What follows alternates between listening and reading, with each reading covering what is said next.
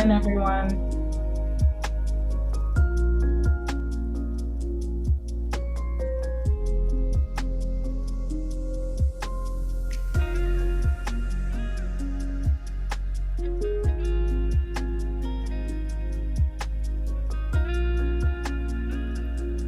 Just give it a moment before we get started.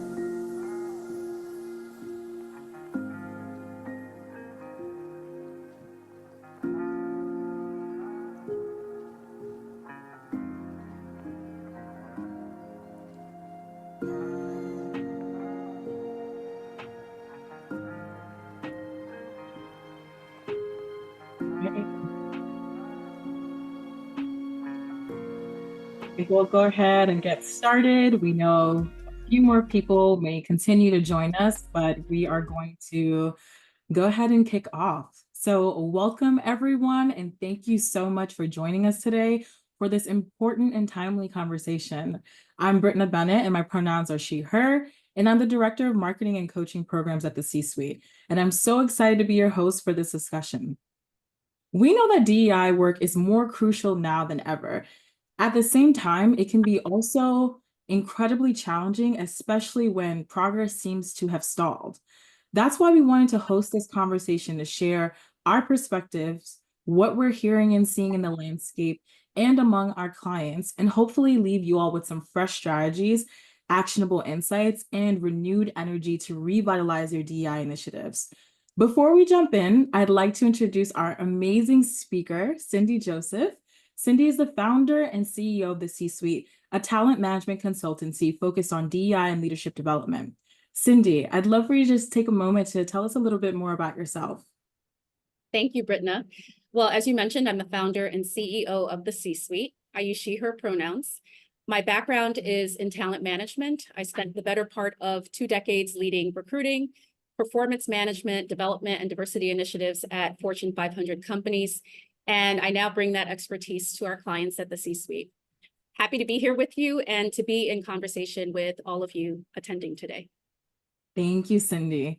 I know we're about to get into some true gems and nuggets this afternoon, and I just want to give the audience a heads up that we're going to make our way through our discussion so that we have time to cover everything, and we'll try to reserve some time at the end for questions. I think a great place for us to start, Cindy, is to get your perspective on the trends that you're currently seeing in DEI, and also what's going on in the social climate as well as from a business standpoint.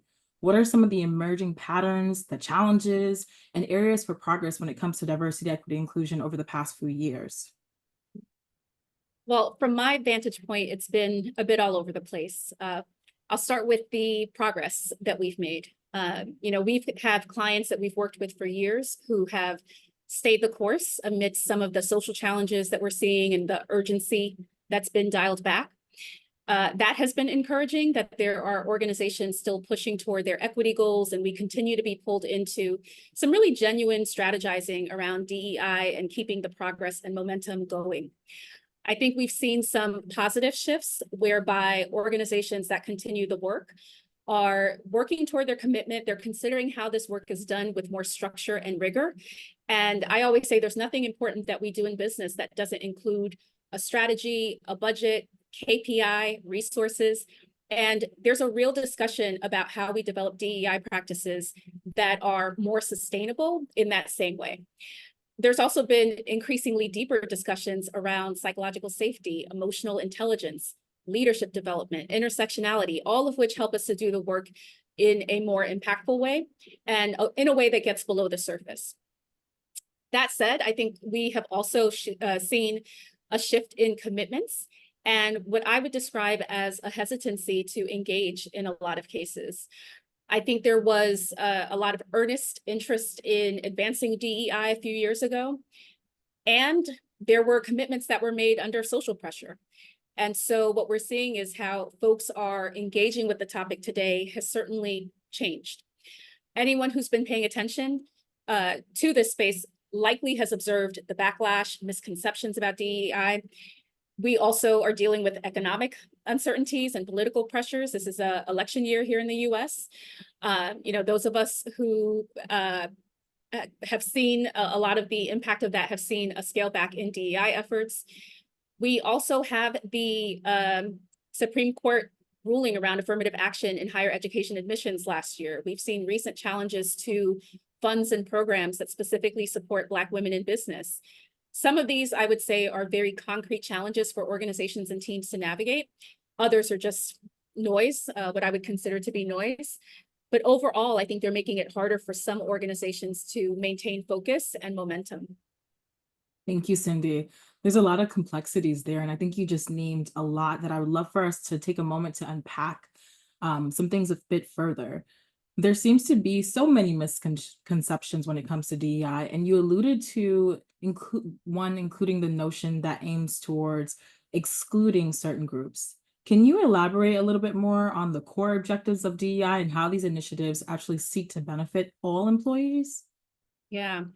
Well, like I shared, there's a lot of noise right now, and you named one, and it's this idea that DEI is only about gender and race, or that it excludes people.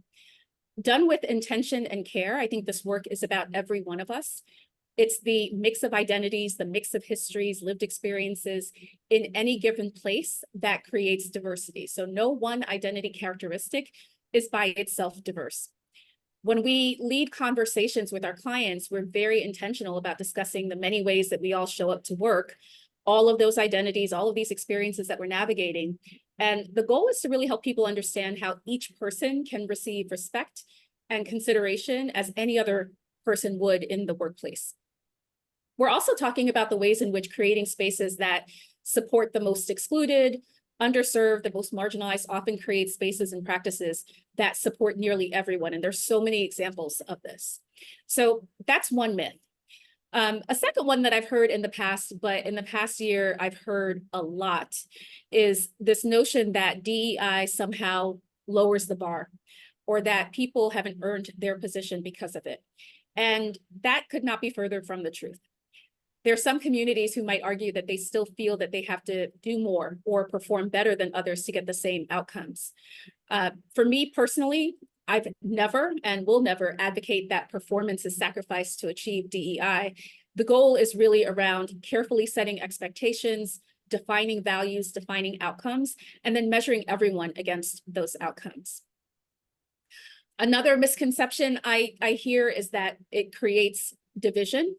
And my response to that is that DEI in and of itself is not the thing that creates division. There's usually an issue, often one that maybe those in power or those who can afford to perhaps ignore it will sweep under the rug. And then when we attempt to address or remedy those issues, we suddenly have a backlash around DEI. The division was there, whether or not anyone saw it, whether or not everyone acknowledged it.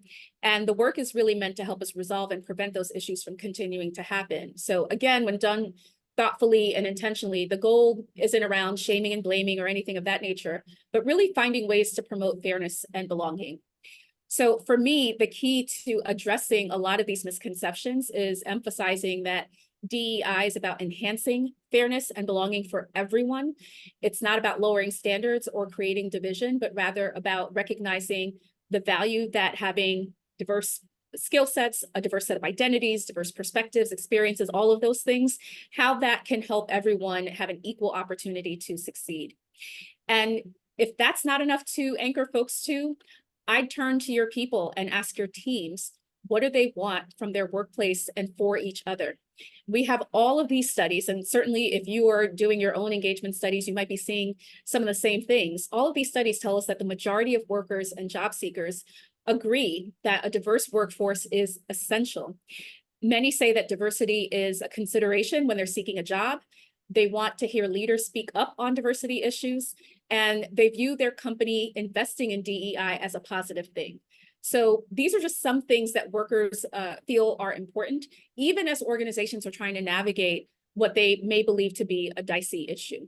Mhm. Yeah, thank you so much, Cindy. This work isn't easy, but it's critically important, not only for the short term or not for some people, but for everyone.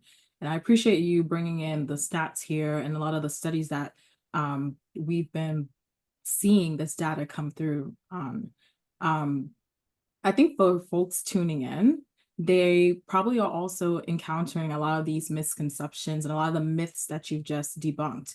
I know in our workshops, some of the things that we do is also provide participants with tools and language for approaching these kinds of more challenging conversations, some of which include using call in or call out statements. So, for example, for something like this, it could be approached by asking someone some clarifying questions on where did they get the information that they're sharing or that perspective, and kind of challenging it in a healthy way, and maybe even sharing some more information that could provide a counter narrative to help move the conversation forward in a productive way.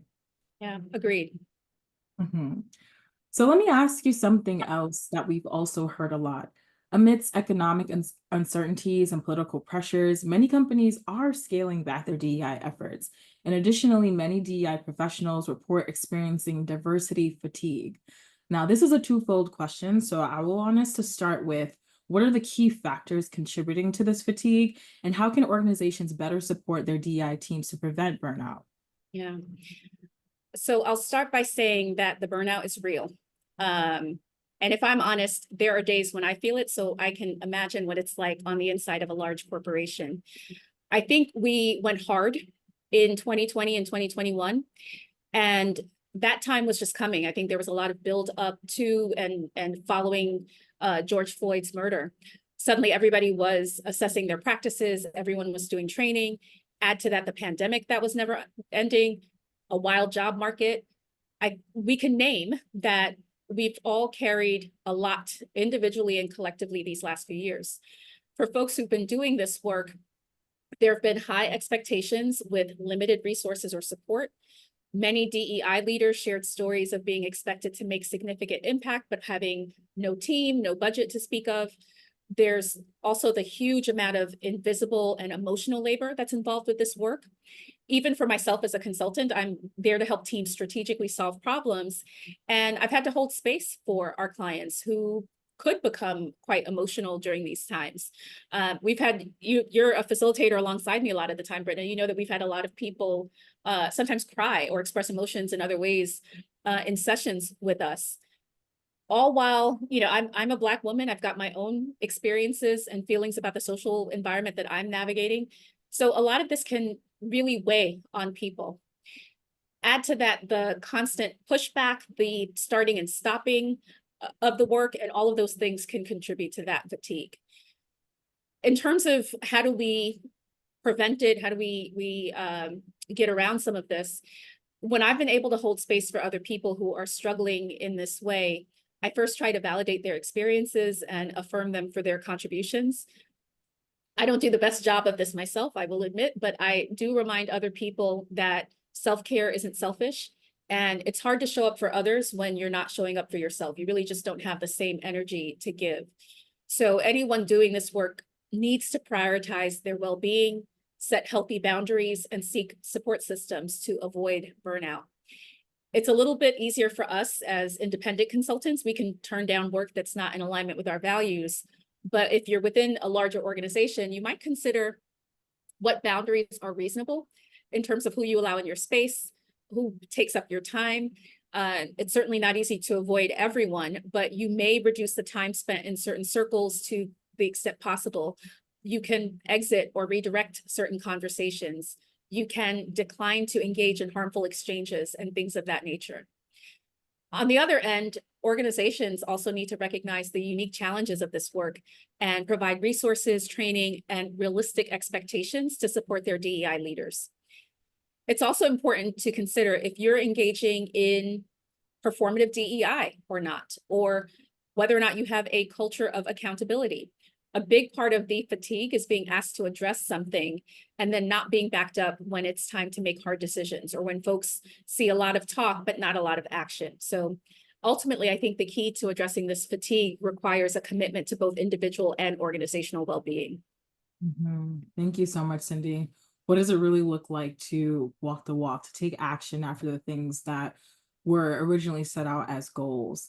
And absolutely the part around taking care of ourselves. I think I'm coming to learn more and more that balance and boundaries is a constant practice more than it is a specific state that is constant. So appreciate you pulling that in there and just giving a lot of folks something to marinate on and consider how they approach this work and also take care of themselves for their own sustainability as they practice moving this work forward as well. The second part of my question that I'd love for us to get into about companies scaling back efforts is if we're seeing this fatigue and pullback, what steps can companies take to ensure that their DEI efforts are enduring and effective? And also, what are the potential long-term risks for organizations that choose to deprioritize DEI? Well, the good news is there are definitely things that organizations can do to support more sustainable efforts. I think the sense of urgency that we've seen over the last few years was certainly important. And now we have an opportunity to learn from what worked and where we can continue to build. My recommendation is really to treat DEI the same as you would any other important business practice. So that means embedding it into the core strategy. We don't want it to be an extracurricular, but rather how business just gets done, how teams work together, and how decisions are made. What that means is that DEI needs to be strategic. There should be short and long-term plans. There should be KPIs and metrics to track progress. And you need resources like budgets and people. Setting KPI and tracking progress, by the way, is a great way to understand what you're trying to achieve as an organization, how far you are, and are the things that you're investing your time and money in actually working? The more it's embedded into how things are done, the less likely it can be set aside when the market shifts or when time doesn't allow. So that would be my key recommendation around sustainability. It really needs to be embedded in the operations of an organization. On the risks of deprioritizing DEI, one question we ask from time to time in our workshops is, are we making long-term decisions based on short-term circumstances? And have we weighed the pros and cons of doing the easy and advantageous thing every time, right? An example I often use is around the hiring process, right? I can understand everyone's running a business and time is money. So if you've got a job that's open for a certain amount of time, the team is suffering, maybe you're losing on sales or revenue or things of that nature. Sometimes you just have to make the decision to hire based on the pool that's in front of you. And that's fine. But if that's the decision you make every single time you have an open role, down the line, we're not going to be able to actually consider larger pools of talent or do something different to help us get a different result, right? So we have to really be thinking about long and short-term decisions and what's the trade-off when we have to make them. The risk where some organizations find themselves if they pull back too much is a lot, right? So it's loss of momentum from having to start over a lot. It's loss of credibility with their people and even customers if the commitment lands as wishy-washy. It's the loss of talent. Many people still want to work for companies that do right by DEI and the experience of their colleagues, right? We started with a few stats at the top of this discussion. It's decreased engagement, missed market and innovation opportunities. I don't often discuss the traditional business case for diversity, but we do know that more diverse companies tend to fare better in revenue and other financial metrics. So the risks can go on and on if we're not mindful. Whew. Thank you for breaking that down, Cindy. There's so many benefits, it sounds like, to staying the course. And the risks that you've named should be on every leader's mind and radar as they consider how they champion this work. So let's say you're an organization that did all the things in 2020 and then got stuck or pulled back for whatever reasons. And now you want to re-engage. How do you renew your commitments to DEI?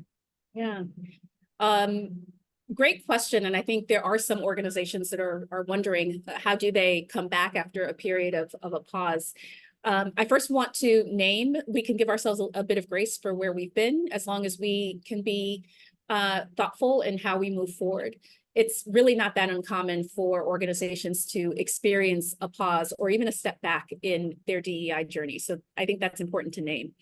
The key is to recognize it, to learn from it, and to use it as an opportunity to renew that commitment in a more sustainable and impactful way. So these are a few things that we think organizations who are looking to renew those efforts can consider. The first thing would be to reflect and reassess, right? Take an honest look at what worked, what didn't, and why the momentum stalled. So were there internal or external factors that were happening? Did you have the right resources and support in place?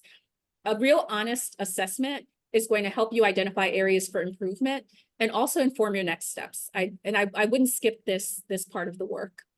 This is also a great place to be honest with your people about what you understand your challenges to be and why you're recommitting. Because again, there may be some skepticism amongst the people on the ground if they feel as though this work may not be taken seriously by the organization. So communicating what you understand, being humble about it, I think is important.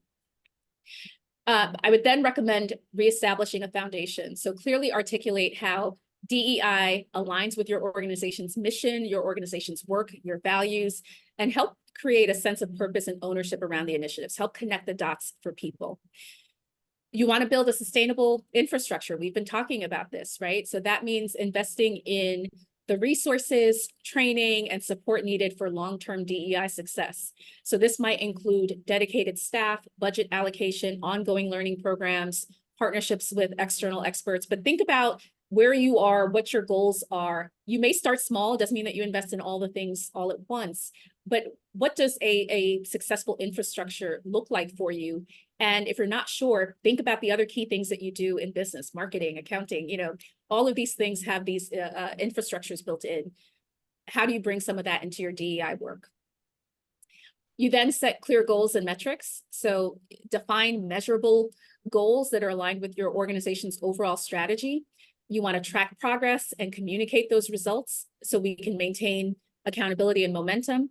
And I can't emphasize this last one enough, right? We want to approach the work with humility and adaptability. None of us know everything there is to know about every lived experience. Even myself, I've been doing this work for 20-something years. There's so much that I learn all the time about different groups, about how things are received, about how the world is evolving. So it's important to remember the landscape of DEI is constantly evolving because people are constantly learning and evolving. Some of the things that we centered at work 30 years ago may not be the things that are important to workers today, and that's okay. So just because you've set your KPIs doesn't mean that your strategy won't change as you learn more, or that everything is always etched in stone. So be prepared to adjust and be willing to experiment with new ideas. There's more that we can say on re-engaging, but in the interest of time, I think these would be the places that I would start if you're looking to renew some of those commitments. Absolutely. Thank you, Cindy. That guidance is super important, especially for those who want to renew their commitments. I'm sure many leaders are challenged with navigating the current landscape and also keeping high-performing, diverse teams engaged. So I'm curious, what can organizations do to support not only current leaders, but also emerging leaders and people managers who also may bear the weight of day-to-day workplace decisions and interactions? Such an important question, Britna. And one of the things that I spend a lot of time anchoring our clients to. Managers have so much influence on the engagement and the success of their teams. And they also have so much pressure from their own leaders to produce and deliver. Sometimes they're not given the grace or the intentional development that can support the pressures, I think, that can come with that middle layer of management in particular.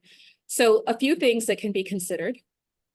Firstly, you want to set and communicate realistic expectations, not only for their functional roles, like what are they supposed to produce, but also more specifically, what does it mean to be an effective leader within your organization? What is your leadership philosophy? What do we expect of people who are managing other people? Communicate those behaviors so that people can understand what describes an effective people leader within the organization. Teams should offer resources and tools. So we have clients offering some really foundational but important support tools for their managers and leaders. Everything from individual and group coaching to manager forums where they get cohorts of managers together to support each other, right? To share knowledge and best practices and help to solve problems together. Comprehensive training and coaching can also help leaders. It helps them to assess their current skills, build self-awareness, understand useful frameworks and practice skills. I think this one is probably most important. They get to practice those skills before they're using them on other people. I would consider a combination of both the very tactical things that you need to do as a manager or leader, right? How do you hire? How do you promote well? And also some of the softer skills like emotional intelligence, psychological safety, holding brave conversations, which are so critical, not only in the success of inclusion and leading other people, but just your success as a professional. All of those things are oftentimes dependent on things like emotional intelligence. I could keep going, but two more quick ones that I'll just add. Mentoring programs and providing feedback on leadership skills. I think those could also be helpful in developing strong leadership. Thank you so much, Cindy. I know we have heard clients say this and just people leaders in general. It's just sometimes you're tasked with being a people leader and you're just like, you're put in the position, you're given a team and you're asked to just go. But how often do you have the time to be able to cross-share knowledge and skills or just guidance around how do you navigate certain things that may come up in the workplace and what does it look like within that particular organization to lead inclusively? Yeah. So how would you say that organizations can effectively integrate DEI principles into their leadership development programs to ensure that leaders are equipped to foster these inclusive environments? Well, as with broader DEI practices, I think the more you can embed DEI into your core leadership philosophy and programs, the more that you embed it into how leaders guide their teams and make people decisions, the better. I mentioned defining that leadership philosophy a moment ago. Those principles, those expected behaviors should include some consideration for how people lead across cultures, inclusive decision-making, psychological safety, and emotional intelligence. That's one way to embed DEI into those leadership behaviors. During development and training programs, I would incorporate those expectations and help leaders practice skills and stretch their judgment and thinking around all kinds of workplace experiences, help them understand how the organization values DEI and how their roles impact the success of DEI and by extension, the success of the organization. I'd also think about the outcomes that you're hoping for and ways that you can evaluate the extent to which your leaders are influencing those outcomes. A really quick example, we did an assessment for a client where we noted that there was a lack of psychological safety between supervisors and staff that would ultimately hold back a lot of their broader organizational goals, right? So that client has now integrated skills associated with promoting psychological safety into their annual performance feedback process for all leaders. So they're evaluating the extent to which their leaders are embracing and living the things that they're learning and training and in the coaching sessions as a way of ensuring that they're working toward this outcome of having greater safety and the ability to tackle difficult issues. So you could think about what is that issue for your organization or for your leaders. You could examine other KPIs for individual managers, such as engagement survey scores for their teams or hiring and promotion rates for their direct reports. These are things that can help them track their progress. And there are important ways of developing rigor around this work. I mentioned like that structure, having metrics, KPIs. Those are the ways that you can put some structure around it. And lastly, speaking of coaching, training is one piece of the puzzle. It is not the only piece of the puzzle. I think many people could do with one-to-one or peer coaching for specific or day-to-day guidance. Thank you so much, Cindy. And shout out to that client that integrated that strategy into their absolutely. I'm hearing the notion around accountability and support for just practicing this on an ongoing basis, embedding it as you've shared. So I know we are coming towards the end of our webinar, and we're about to open it up in a moment for questions and to see what the audience may want to kind of ask you, Cindy. And I think this is also just a great moment to talk a bit about how we're helping our clients to address a lot of the things that we've shared here today. So for those of you who are getting to know the C-suite for the first time, the C-suite is a talent management and DEI consultancy dedicated to promoting social progress through modern people-centered approaches. And we've advised over hundreds of clients, bringing our expertise to a wide range of industries spanning more than 20 sectors, including tech, entertainment, and organizations committed to social justice. Cindy, I'd love for you to talk a little bit more about our leadership development work and how have we helped clients to grow their leaders? Yeah. So we have a few ways that we're helping organizations and teams with leadership development that also center transformations in DEI. So remember, we just talked about it. Managers, they have the biggest impact on employee engagement and experience. And so a lot of our work is increasingly focusing in this space. We offer Leadership 360. It's a three-part program that supports new leaders with the foundations for leading themselves and leading others. They receive emotional intelligence assessments, group learning, and one-on-one coaching. We also work with teams of leaders, a combination of individual and group coaching. The topics range, so it could be anything from team effectiveness and team building workshops to psychological safety, conflict resolution, strategic alignment, resilience. We've done lots and lots of work with teams of leaders as well. We build custom leadership training that we'll leave with clients. So the client will share a specific goal and needs that they have, how they'd like their teams to engage, and we'll actually create the program for them. All of the materials, train the trainer, and we'll facilitate if they want us to as well. And we do one-on-one coaching for new managers, leaders, and executives. Finally, a quick plug for a report that has just been released. We worked with eFinancial Careers to develop their second annual DEI report. Last year, we focused on recruiting. This year, the report is focused on employee engagement. So we discuss engagement through each phase of the employment lifecycle. And it's a great resource for leaders and managers to consider various opportunities for inclusion and engagement during critical stages like hiring, development, performance management, and even exit. Those are all opportunities to think about equity, inclusion, and again, engagement. Awesome. Thank you so much, Cindy. Appreciate you sharing that.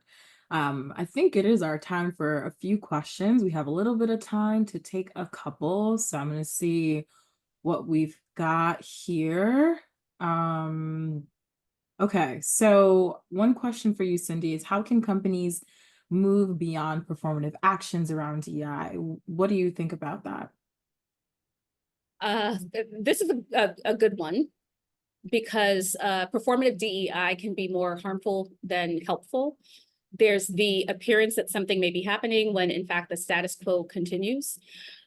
In our allyship workshop, we use a chart by McKinsey and leanin.org that shows the gap between people who say that they're allies to women of color and those who engage in actions that would support women of color advance their careers.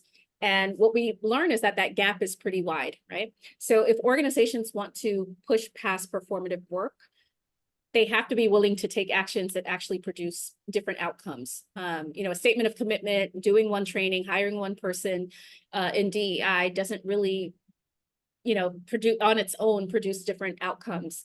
So you have to be willing to operate differently, to embed DEI in the way that business and talent practices operate.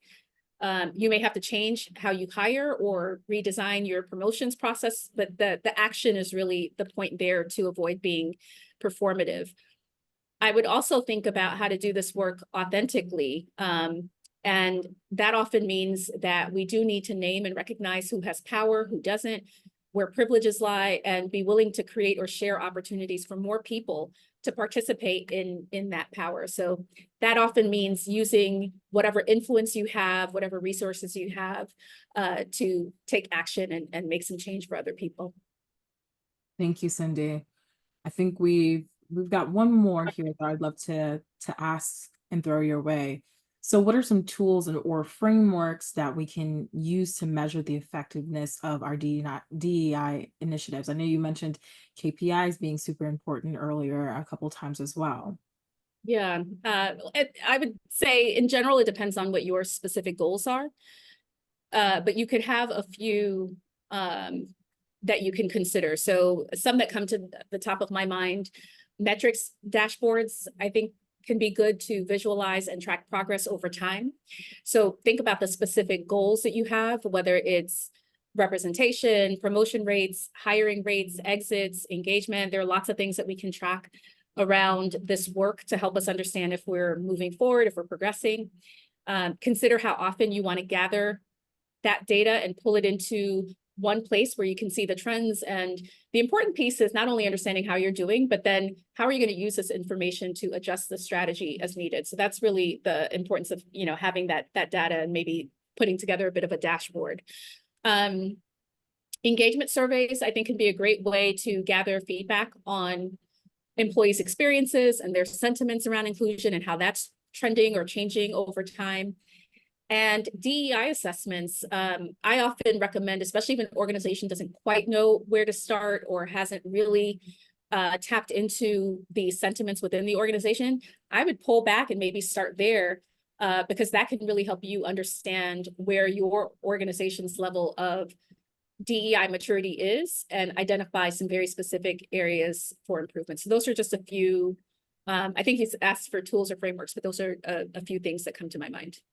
Excellent. Thank you, Cindy. And I just want to thank everyone so much for joining us today for this insightful discussion on the evolving landscape of diversity, equity, and inclusion. We've covered a lot of ground in such a short time, but I would love to just even take a moment to also thank you again, Cindy, for sharing all of your expertise and your experiences. Your insights have been truly invaluable in understanding the complexities and the opportunities within DEI. Before we wrap up, I'd love to remind everyone that this conversation does not end here. It is crucial that we all continue to advocate for and also to implement sustainable DEI practices within our organizations. As we've discussed, the benefits of a diverse and inclusive workplace are significant, not just for marginalized groups, but also for all employees and the broader business environment.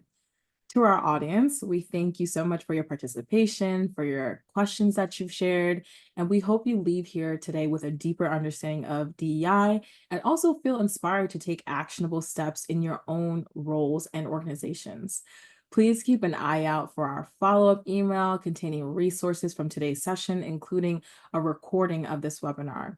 And if you have any further questions or if you'd like to continue the conversation, feel free to reach out to us directly via our website or using the contact information shared in our post-webinar follow-up email.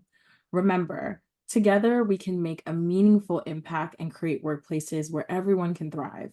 Thank you all once again and have a great rest of your week. Thank you, everyone.